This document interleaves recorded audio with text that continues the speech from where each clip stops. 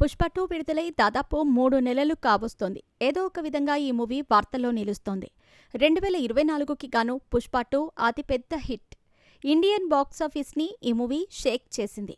ఒక్క హిందీ వెర్షన్ మాత్రమే 800 కోట్లకు పైగా వసూళ్లు రాబట్టింది. వరల్డ్ వైడ్ 1800 కోట్లకు మించి. బిజీగా గడుపుతున్న లైఫ్ లో చిన్న బ్రేక్ తీసుకుని ఎంజాయ్ చేయాలి అనుకుంటున్నారా? అయితే వెంటనే ఆర్వే వెకేషన్స్ ప్రైవేట్ లిమిటెడ్ ని సంప్రదించండి. మరిన్ని డీటెయిల్స్ కోసం సంప్రదించండి 7997979960. పుష్ప 2 వసూలు చేసినట్టు ట్రేడ్ వర్గాలు వెల్లడించాయి.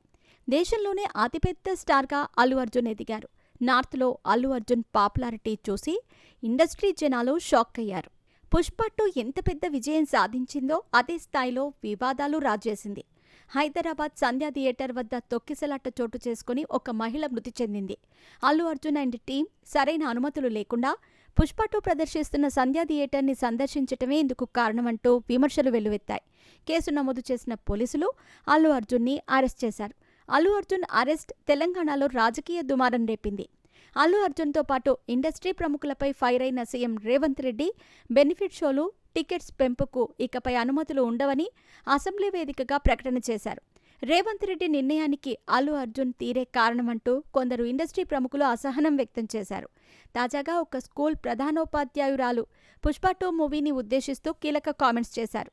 యూసుఫ్ కూడా హైస్కూల్ హెడ్ మిస్ట్రెస్ మాట్లాడుతూ, అసలు పుష్ప వంటి చిత్రాల విడుదలకు ప్రభుత్వాలు ఎలా అనుమతులు ఇస్తున్నాయి?